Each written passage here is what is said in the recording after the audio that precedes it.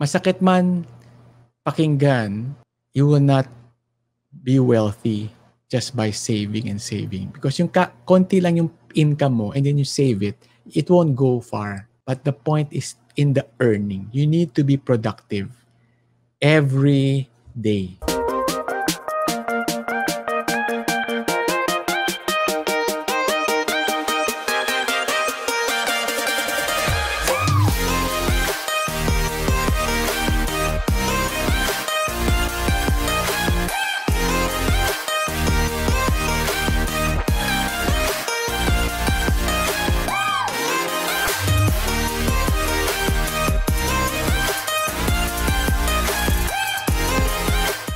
Hello, everybody.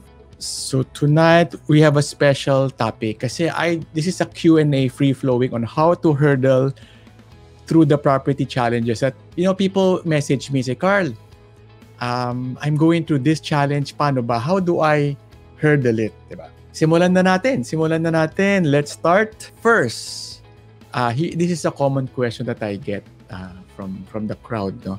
My condo is vacant. What should I do? Okay, how do you navigate through this pandemic? No? Okay, number one, this is the reality of property. Talagang it's a supply and demand business. So pinasok natin tong property na to na hoping na we are going to solve the problem of certain market segments. If you are in the rental property business, you have to be clear what is your target tenant. So number one, if your target tenant is university students, what's happening right now? Kasi walang school, vacant ka. If your target market is an office worker, what is happening to your condo right now? Pwedeng vacant din. Kasi syempre, they don't go to their office, so they don't need to rent. So that's the reality of it, no? I just want to establish these realities. Next is, isip ka mabuti. What can I do? Diba? Kaysa na mag-sit down lang ako, mag-complain, point fingers, blame other people, what can I do? Number one, identify your target tenant. Alamin mo kung sino ba ang pwedeng mag-rent sa condo property mo. I want to put you guys in the correct mindset na if you buy a property for rental, hindi talaga siya yung super wala ka nang gagawin. You have to work on it. So number one, identify your target market. The market may have pivoted. Analyze, sino ba yung bago na pwede mag-rent sa condo ko? Identify, number one. Number two, once you've identified, check now your product. Okay, there are 3 P's in a successful property investment. 3 P. Number one is your property. Number 2 is your price. And number 3 is your process. Number 1 is the product, your property. Yun yung produkto mo, di ba? Just like all business, may product yan. Number 2 is your price. How's your price? Reasonable? Di ba? Pag nagninegosyo tayo, or even tayo pag nag-shopping, what do you choose? Yung best value for money, di ba? So, ganun din ang property ninyo. Kailangan good product, good value yung price. I'm not saying it has to be the cheapest, but it has to be the best value. Number 3, the process. What is process, Sir Carl? Process means, pag kinakausap kayo ng inquiry ng potential tenant, how do you handle it? How do you make the tenant feel? Number 1, sino kaya pwedeng potential secondary tenant pag wala pang estudyante? Maybe a nurse from there. And I think possible, no? Mga nurse, mga hospital workers, mga junior doctors na before umuuwi sila. But now they're saying na, ayoko na muna umuwi. I'd rather stay close to the hospital para on call ako. And I don't have to have a hard time with the transportation. So that will be your secondary tenant. And then your tertiary tenant will be maybe people working around the Manila area. I'm sure meron yan, di ba? The easiest way to analyze property is to put yourself in the shoes of the tenant. Kung ikaw yung umuupa, ito blanco. Bibili ka ng kama, ng cabinet, lamesa, upuan. Pero you're gonna stay 1 year lang naman dito. So mapapaisip ka. And then on the other side, uy, itong unit na to, maganda yung furnishing, hindi man mamahalin, but it's usable. May kama, may tamang kortina, I can sleep well, may aircon. Itong kabilang unit vacant. Bibili pa ako ng aircon, magkano aircon? 10,000. 12,000. Tapos bibili pa ako ng gano'n. Maglalagay pa ako ng 2 months deposit. Tapos bibili pa ako ng kama. Wag na lang. I will not get this vacant, empty unit. I will just get this one. Kahit mas mahal ng 5,000. So, isa mas mahal ng 5,000, pero ready na. Diba? So, you get the flow of the mindset, no? So, that's the product part. Number 3 is the price. Diba? Make it fair. Alright? So, number 1 is you analyze your market. Malinaw na. Number 2 is yung product mo. Ayusin natin. It's usable. Number 3 is your price. Reasonable. Pro tip. Once your property is there at maganda yung price, you have to advertise. You have to let people know that your property is out there, na available siya. And hindi talaga, it will not fly if you do not spread the word out. So what you do is this. This is my tip for you. What you do is go to your Facebook. Tell the world. Tell your friends. Hi friends, this is my condo. This is a picture. I just newly renovated it. It's refreshed. So mga little things that is enticing for your potential tenant. And then lastly, the process. I mentioned tatlong P, right?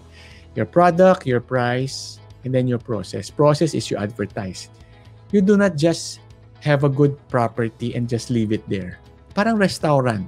If you have a restaurant, it's masarap, but you don't advertise. You don't tell your friends. You don't post in Facebook. You don't post in your Instagram. How will people know that you have a very delicious restaurant?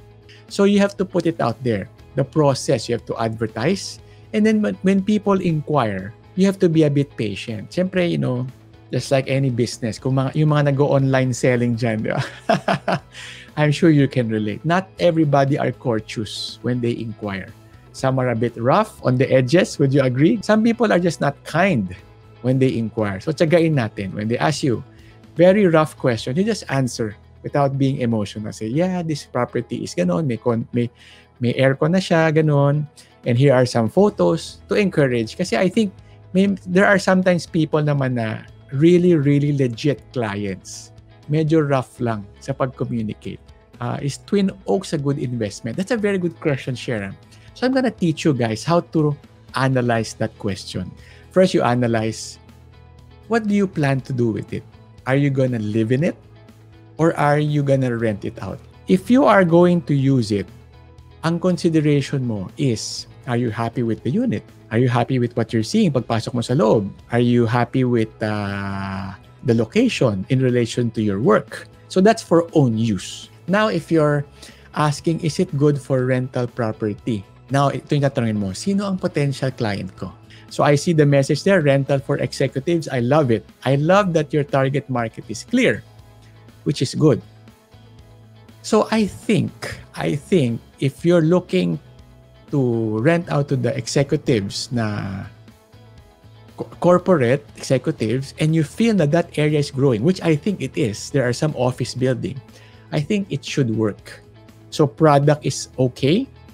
Price na lang ang ayusin mo. And number 3 is your process. Do you advertise it? Do you make it known out there? Where can I go for a good investment instead of the bank? You know, guys, it's a very difficult question to answer. Kasi kung konti lang yung money mo, konti lang. Like me, when I was starting out, when I was a young 20-plus-year-old guy, I just put my money in the bank.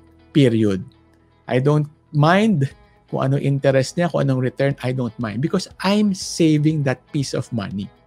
So I just want to remind everybody out there na you should have that first level, which is your liquidity. Diba? But, let's say that you've already heard of that, medyo sumobra-sobra na. Medyo in excess na yung liquidity mo. Diba? Because you know what? Masipag ka, you're working hard. That's really the steps naman of life. And people who are in their medyo middle run, they will agree with me. Nagsimula tayo as ipon-ipon, saving. Then pag sumusobra na yung liquidity, and then you've somehow created a nice cash flow wherein yung monthly mo may excess na. Where to go instead of the bank? Depende kung sino kausap mo. If you talk to me, property. If you talk to some of my friends, cryptocurrency. If you talk to my friends Marvin Guillermo, stock market.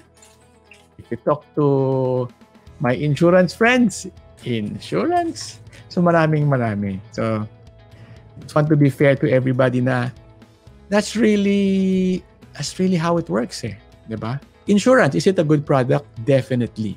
You want to have that in your portfolio. Guys, I want to correct this. I want to help guide you. A lot of people come to me and say, Sir Carl, yung insurance ko naglo-lose ng money. Yung nilagay ko na 1 million, ngayon 800,000 na lang. So I'm so disappointed. Don't be disappointed, guys. Because the purpose of the insurance is to cover yourself in times of death. Yung 1 million na nilagay mo will probably give you 5 million or 2 million, 3 million. That is the purpose of it. If that 1 million goes down to 800,000, 700,000, we should not be in distress. Kasi coverage ng life naman yung binili natin. So it's there. It's intact. You will get covered if kunin ka ni Lord. How much is sobra? Sharon Tan, very good question. Wow, fantastic question.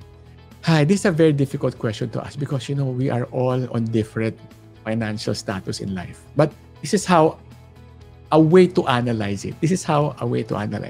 First, your monthly income is way more than what you need to survive. Yun. That's the first sign na you're doing well. Diba? Parang, I'm in excess every month. So congratulations. If you're in your, you start as a minimum wage, 15,000, 20,000. You get promoted, become 50,000, 80,000, 100,000. Then medyo side hustle ka tuwing weekend, you're making 130, 140. Then you now have excess investable cash. You have to give a name to your pera. Kailangan pangalanan mo si Aida, si Lorna, si Fe. Okay, si Aida, siya yung tigabayad ng bills ko every month. Family bills, rental, internet, Globe, non-negotiable, it goes to Aida. Let's call this out. Masakit man pakinggan, you will not be wealthy just by saving and saving. Because yung konti lang yung income mo and then you save it, it won't go far. But the point is in the earning. You need to be productive every day. Ito, my advice to a lot of people out there is daily income, daily monitoring, because that's how God designed us, diba? When Moses was in the desert for 40 years, God told Moses not to worry. I will take care of you. I will give you manna from heaven, bread, on a day-to-day basis. You don't even need to keep. Whatever I give to you on that day, yun lang i-consume mo. Lahat ng tinatago nila na spoil. Because tomorrow, I will provide for you again.